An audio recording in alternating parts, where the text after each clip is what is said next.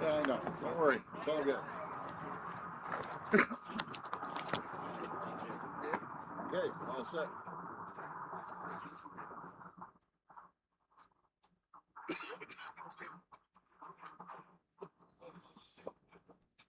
We good? Good morning. It's finally time. 3 years ago, the Premier and I negotiated a new deal. I joined him at Queen's Park to announce a plan to work together on several big issues. People expect their mayor to work with their premier, no matter what the political stripes, because there's always common ground.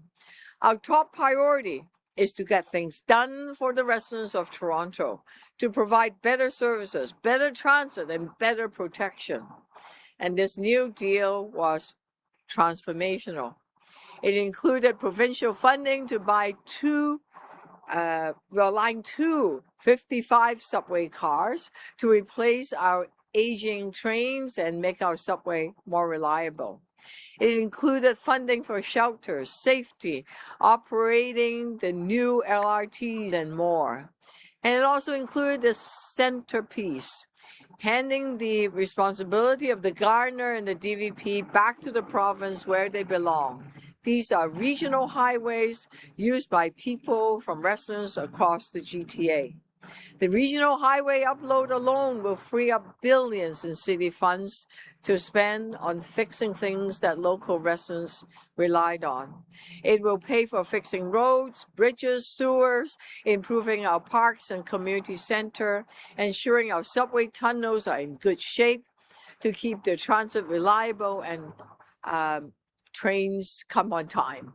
In more concrete terms, our 2025 budget reallocated $1.9 billion in capital funding from the Gardner and the DVP maintenance to other areas, including $500 million for TTC repairs.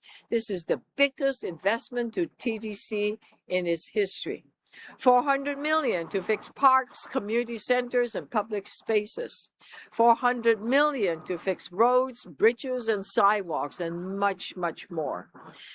The transfer will be final in the fall of 2027, and the province will cover the costs of operating and maintaining the highways until that time. Through this deal, we can keep Toronto property taxpayers' dollar in our city, paying for infrastructure we use locally. The last thing I want to point out is that the new deal also made it possible to accelerate the construction on the Gardner. We got it done in half the time. That's more than 18 months ahead of schedule. I am proud that we have reached this milestone today. When the province and the city work together, we can benefit both the people of Toronto and the people who visit our city for work or leisure. A strong Toronto means a strong Ontario and a strong Canada. I am so fortunate to have Premier Ford today, the ministers, all of them, and everyone that have represented City of Toronto well. And let us now hear from Minister of Transportation, Minister Sarkaria. Thank you.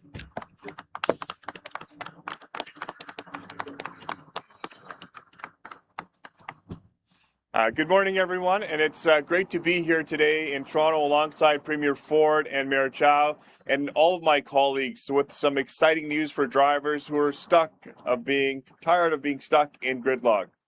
Under the leadership of Premier Ford, our government is making historic investments across our highway network to slash travel times across the province. We're investing over $30 billion to build, repair, expand highways, roads, and bridges. Just recently, we reached a major milestone with the start of major construction on the Bradford Bypass, a long-awaited project that will fight gridlock, cut travel times by up to 35 minutes, and keep people and goods moving for Ontario's economy for people of the York Region and Simcoe County. We are building Highway 413, another critical corridor that will cut commute times by 30 minutes each way, create thousands of good-paying jobs, and strengthen the movement of people and goods across the Greater Toronto Area. We're protecting Ontario by investing in infrastructure that supports a stronger and more resilient economy. Supporting commuters with our One Fare program that continues to make transit more affordable and convenient, saving transit users $1,600 a year. Our GO expansion plan is well underway. Earlier this year, we announced another $1.3 billion investment to operate and maintain GO Transit and Up Express, supporting more than 1,100 good-paying jobs across the Greater Toronto and Hamilton area. This ensures safe and reliable service for over 120,000 daily transit riders on our GO network. GO Transit ridership continues to grow as we expand service and deliver faster, more frequent connections, reflecting strong and increasing demand across the region. This is part of our broader plan to modernize the network and keep people moving. Today, we're marking another milestone in our work to reduce gridlock in Toronto. I know firsthand the reality of daily commute from Brampton into Queen's Park and the congestion faced by drivers every single day. Today's announcement is a step forward to deliver faster, more reliable travel for families, workers, and commuters. We are keeping people and goods moving and our economy growing to protect Ontario. With that said, I will now turn it over to Premier Ford. Thank you. Good job. Well, good morning, everyone, and thank you, Minister Sarkaria, for that introduction. It's great to be here with you alongside Ministers Thanigasalam, Chow, PAs Cooper, Babikian, and Smith, Mayor Chow, and so many other industry leaders helping us build Ontario. Our government was elected with a mandate to protect Ontario, and we're delivering on our plan.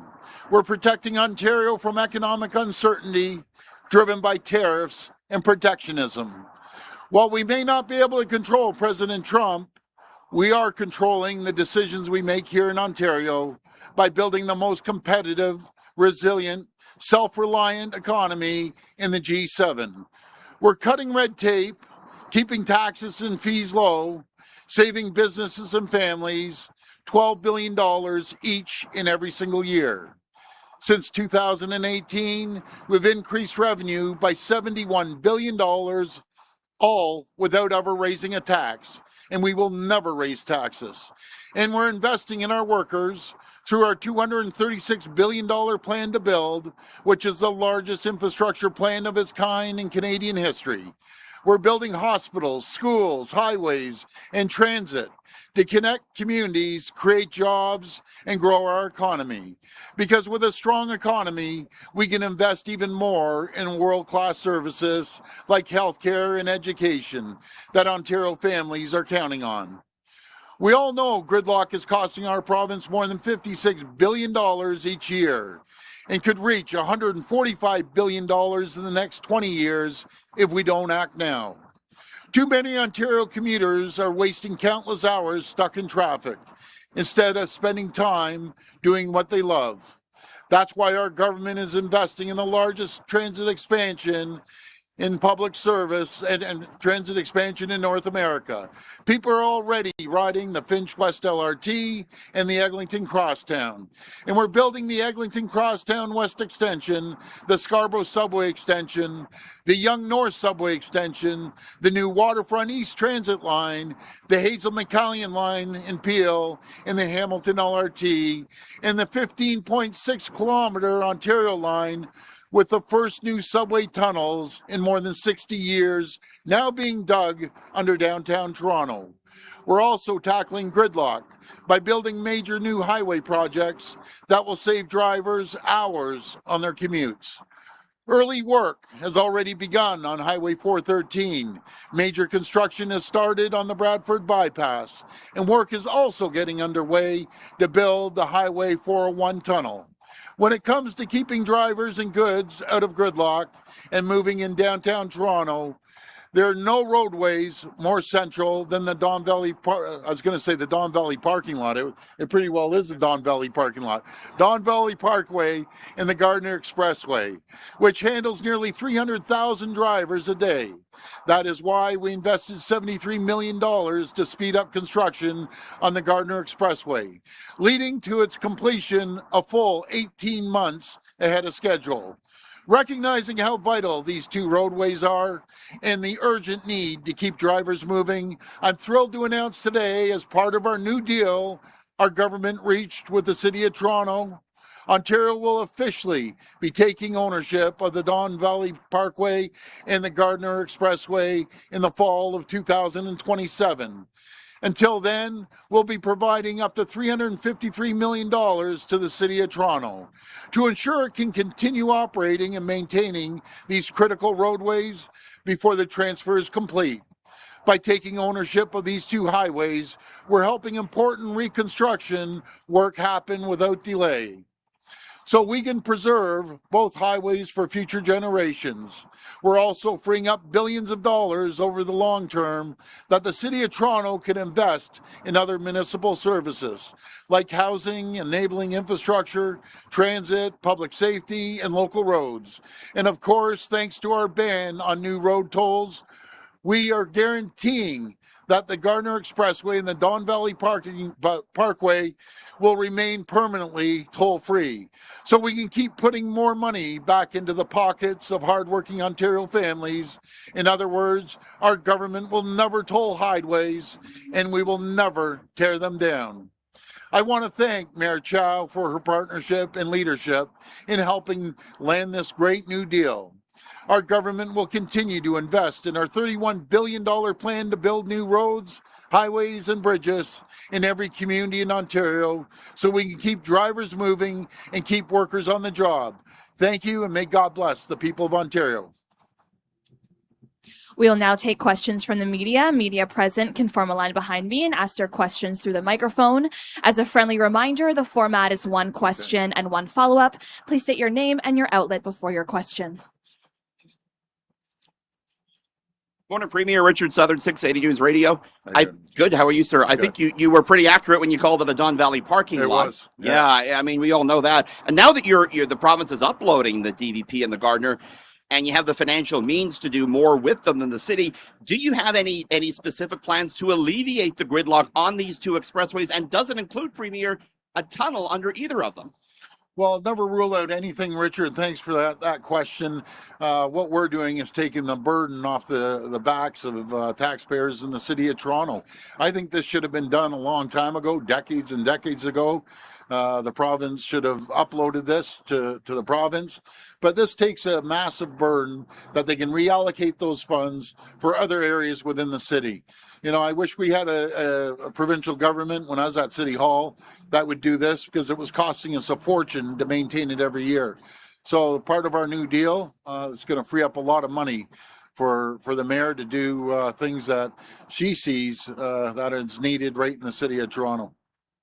But is there anything specific you can do on the provincial side to alleviate the gridlock, Premier? You said you're not ruling out a tunnel, right? Yeah, we never rule it out, but what we are doing, we're building the largest transit system in North America.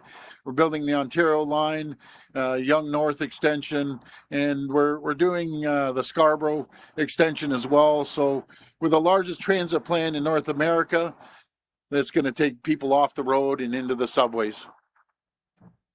Premier Mark McAllister from City News. Hi, Mark. When you first announced the new deal some years ago, there was immediate talk thereafter about New Deal 2.0.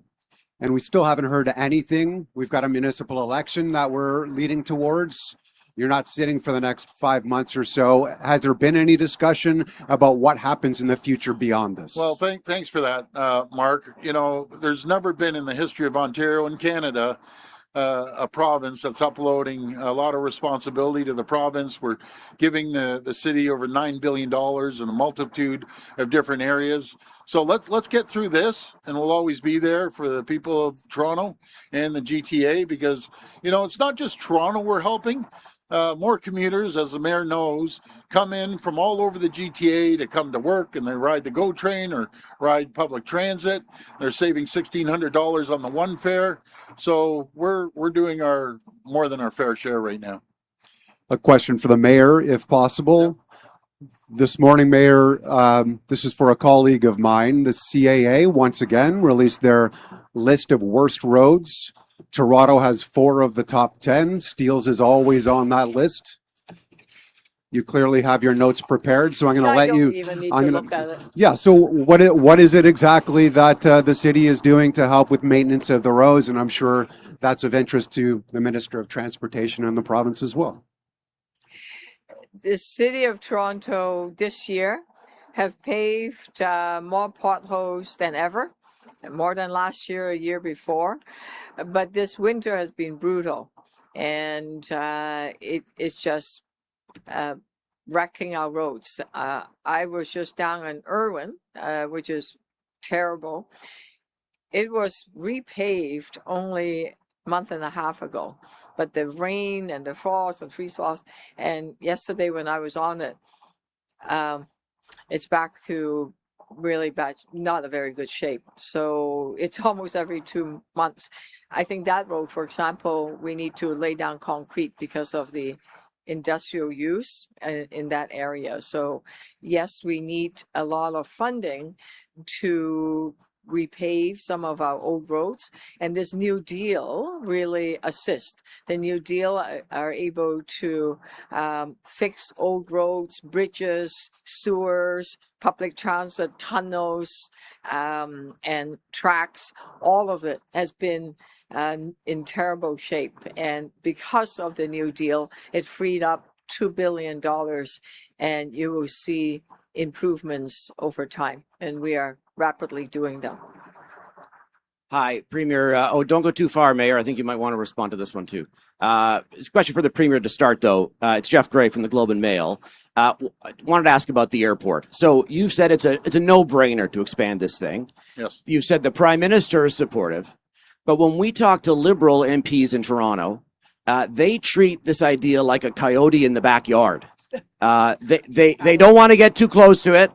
They certainly are not embracing it. I wouldn't say they're howling yet, Premier, but can you explain why, if it's such a great idea and their boss is on side, that Toronto Liberal MPs are not interested in talking about this and don't want to have a position on it? You know, so first of all, thanks for the question, Jeff. That's strictly up to the Prime Minister to talk to his MPs. We're going to differ, the mayor and I, but I respect what she believes, and I believe that there's going to be thousands of jobs created over this expansion, but it's going to make the runway a lot safer, extending the runway from not one penny of taxpayers' money. There's an investment of over $5 billion to expand the airport, and it's going to be convenient, and it's going to benefit not just Toronto, the GTA, but people all over Ontario and all over Canada. And it'll be done responsibly. It'll be done with consultation with the city and the federal government and the Port Authority. And Mayor Chow, maybe you could just, what do you make of the Liberal MP's caution around the airport idea? It's up to them, but like them, I still have not seen a clear plan or any plan from the Toronto Port Authority as to what is it that they are trying to do. How long is the runway? What is the plan? What is the business plan? How are you going to reach 10 million passengers? How many flights is it going to take? How long is the runway? Who is going to pay for what? I've not seen any of the plans. So it's, I think I share some of the frustration that the local member of parliament are experiencing. What I do know is that we should not give land, and that would benefit American investors and Wall Street investors. Hello, everyone. Mirna Jukic for Radio-Canada. About the New Deal, when it was announced, one of the conditions was for Toronto to meet or exceed its housing targets. Like many municipalities, it failed to do so last year. So do you consider they've broken the deal? Not at all. You know, Mayor Chow is working so hard and cutting the red tape and getting permits out there as quickly as possible. It's a massive city, and I have all the confidence in the world that they're doing everything they can. And with the support of the federal and provincial governments cutting the HST, along with the development charges, we announced over $8.8 billion. We're making the dream of home ownership more available for the people of Ontario right across the board. So I know the mayor wants to build more than anyone. And I'm sure in this empty parking lot, maybe some residential towers will go up. But they're working hard at the City of Toronto. I'm very confident. And about the municipal elections coming up, not too long ago, you expressed your support for Carolyn Parish, mentioned sending an army down there to stop Bonnie Crombie from getting reelected. Now the House is not, or the Assembly is not sitting until after the election, not to interfere. So kind of mixed messages here. How much do you plan to get involved in the municipal elections, and what do you expect from your MPPs in that regard? Well, the MPPs can go out there and support whoever they want. I'm just not personally getting involved. The question back to the Mississauga, I can just tell you it's night and day dealing with Mayor Parish opposed to Mayor Crombie. There were 0 homes built. They had the lowest starts in all of Canada per capita. And Mayor Parish is total opposite. She's building thousands and thousands of homes. She's being fiscally responsible. She's a great mayor, and she needs to continue moving forward. And we're going to build transit, the Hazel McCallion line. We're building the loop. We're pouring money into Mississauga and the GTA. And I just wish them all the best. Let the people decide who's going to be the mayor, be it Toronto or Mississauga or any other city. I'm confident that the mayors we have are doing a great job. And like I say, I'll work with anyone. So we'll see what happens after the municipal election. I got to apologize for squinting. This sun is just blaring into my eyes right now. And maybe one of the media with those cool shades will loan me their glasses or something. Premier, I'd be happy to lend you my hat, but the shades are prescription. I'm sorry. Yeah, my head's too big to fit in there. We're fellow Charlie Brown heads, I think. Actually. Yeah, exactly. I'm Jack Howan from the Trillium, if that wasn't obvious. Premier, we've received a cache of leaked documents from Metrolinx that show that the only body investigating the agency when GO trains speed, run through stop signals, and commit other serious safety violations is Metrolinx. The Transportation Safety Board, the federal agency, has said that more oversight is needed in Ontario. Do you agree with them?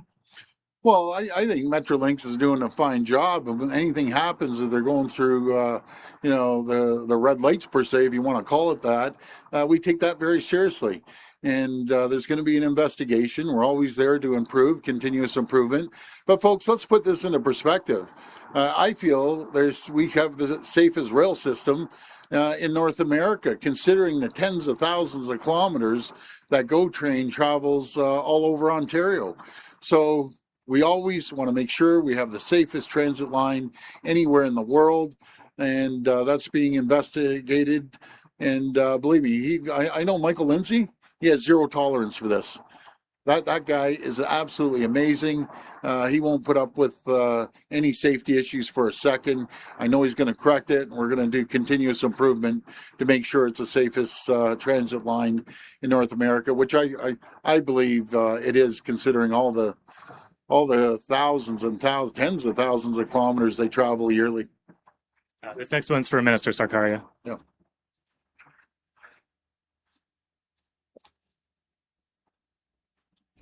Hi, Minister. Experts say that many of these incidents could have been avoided in the first place if Metrolinx had been using enhanced train control systems that are standard in many other jurisdictions across the world. I know Metrolinx has a plan to implement the European system, but it didn't give a timeline when I asked. Do you know the internal timeline, if there is one, and do you think that this is something that Metrolinx should be speeding up? Well, from not only a signaling perspective, but overall infrastructure upgrades that are happening at Metrolinx, this government has put over $70 billion into that organization and the improvement of public transit across the province. We are working very closely with Michael Lindsay in making sure that we're adopting the latest innovation and technology that goes into our train systems, that go into our signaling systems, thereby making it even safer. I can say that we are one of the safest rail operators in all of North America. Over 120,000 people every single day use GO Transit on average, 76 million just last year, which was a record. And we take safety very seriously. And anytime there has been an infraction or a violation of any sort on a safety perspective, we hold individuals accountable, including individuals being fired for that. So from our team at Metrolinx, that is taken very, very seriously. The investments that continue to go into the system, that continue to make it even safer, will continue to happen because the Premier and this government have given Metrolinx the mandate and the dollars to make sure that can move forward as well. Hi, good morning, Ben Cohen, Toronto Star. Premier, even with the Gardner upload freeing up more city funds, the city's repair backlog is still growing. It's projected to hit about $25 billion by 2035.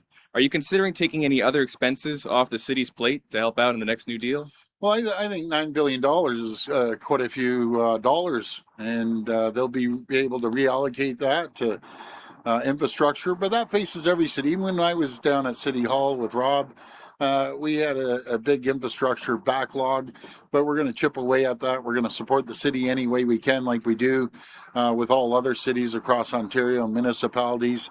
We're pouring money into infrastructure, $236 billion, in making sure that we're building the roads and the bridges and the highways, and we're going to continue doing that.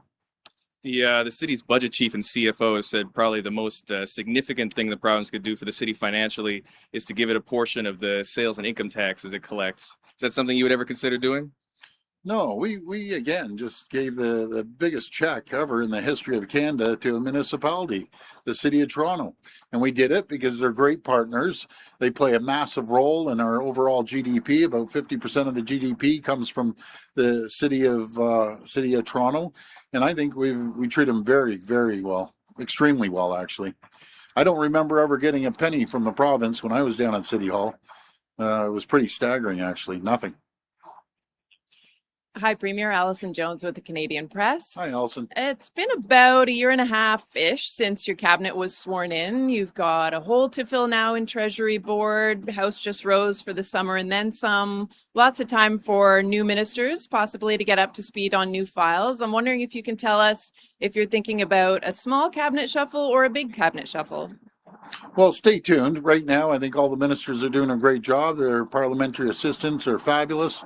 I'm blessed to have the best caucus I could ever remember in over 35 years of being in this business. So I'm blessed, and let's see what happens in the near future. Hi, Premier. Alyssa Mendez for the Canadian Press. Yes. Now that the province has taken over the city's stake in Billy Bishop, Yes. do you have any plans for the rest of the island? No, I love the island. I think you just leave it alone the way it is. It's beautiful. And we'll see the plan when the Port Authority comes out with it. It's $5 billion investment that's going to create thousands of jobs, convenience for people, not just here in Toronto, GTA and Ontario and across the country.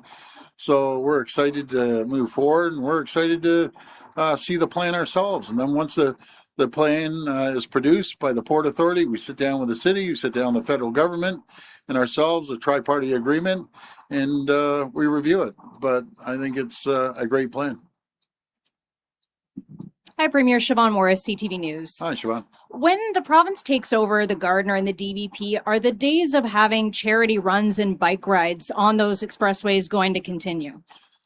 I think so. I don't see a problem with that. I think it's great because it all goes to charitable organizations.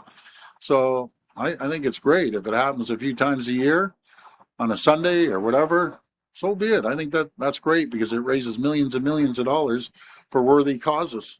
So, You just won't see me jogging. I'll have a defibrillator on my back. I'll be getting a grabber in about 10 seconds. So, but outside of that, I might hop on the back of the bike with a mare. Earlier this morning, you announced a crackdown on World Cup tickets that are being sold beyond the new rules that your government introduced. Yes. Why did this step take so long, considering the bill was passed weeks ago? Well, I think we didn't take long at all. We're moving like grease lightning. We're the only jurisdiction in Canada that's doing this. We want the average person to be able to go to venues, sports venues, concerts, without getting gouged. And I don't have to tell all of you and the listeners about getting gouged for tickets. Some of these resellers are gouging the people 10, 20 times the cost of a ticket. And this is such a great thing for the people of Ontario, that they can actually go to an affordable concert, an affordable sports venue. This is a massive win for the people of Ontario. So we're moving extremely fast on this. And we're going to hold people accountable. We've increased the fines, I think, up to $25,000. We're making the list public for people that want to try to take advantage of the taxpayers. We're here to protect the taxpayers. They're there to make a profit. I have no problem with companies making a profit. I have a problem with monopolies and gouging the average citizen that can't bring their kids to a game. It's unfortunate. It's got to this point because, no other cities in North America, the people, nowhere else do they get gouged like they do in the city of Toronto. Good morning, Premier. Colin DeMello for Global News. Hi, your expense disclosures show that in 2025, your office spent about $140,000 taking private charter flights to at least 5 destinations. Yeah. One of those destinations was Ottawa. Premier, why was it important for you to fly private, a charter plane from Toronto to Ottawa? Well, let's talk about that. That's, I guess, the best investment if I'm going on 5 trips. And one example was Texas. Folks, I went down to Texas. We hit 3 cities.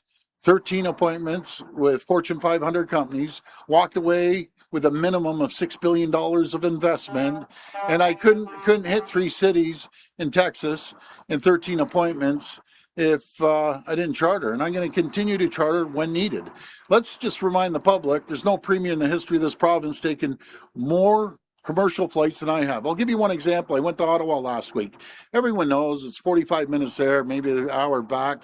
By the time you leave, you wait in line, spend about 7 hours your whole day. If you think that's productive as a leader of the 19th largest economy in the entire world, $1.3 trillion, if you think that's efficient, well, we're going to disagree.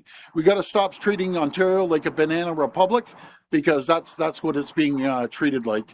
We have to keep up with the rest of the country, but keep up with the U.S. who we're competing against, and we have to get down there and promote Ontario, and that's exactly what we're going to continue doing. Does your government have any plans now or in the future to purchase another private jet for the government's use? Well, no, I have no plans outside of the OPP, outside of Orange, which are absolutely critical. But again, folks, we're larger than France and Spain. And you want to be frank, when I tell my colleagues south of the border and even other colleagues in Canada, they think it's a joke. I'll be very frank with you. Again, we're a massive province, 1,070,000 square kilometers. Until you fly it, you never ever understand how large Ontario is. But we're going to continue traveling around. I'm heading over to Utah, heading down to South Carolina, heading over to PEI, going down to Washington next week, heading over to Alberta, all about promoting Ontario, creating more jobs, foreign investment, and that's what we're going to continue to do. This will be the last reporter.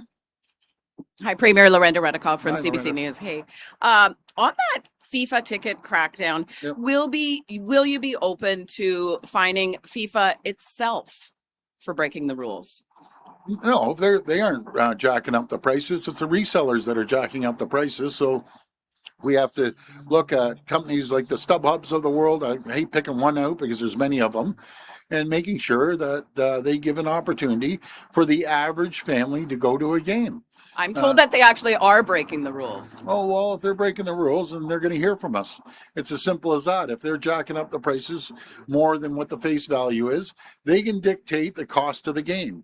I have no problem with that. So if one game is more important than the other and they put up the prices, that's the market. But if they have a ticket face value on the ticket and they're selling it for a lot more, then they're going to hear from us. They aren't exempt. And yesterday, your finance minister talked about offering flexibility when it comes to working from home during FIFA. Given that some of the public service jobs are dependent on the work of the legislature being in session, it's going to be 5 months that MPPs won't be there. So will there be flexibility during this 5-month period as well?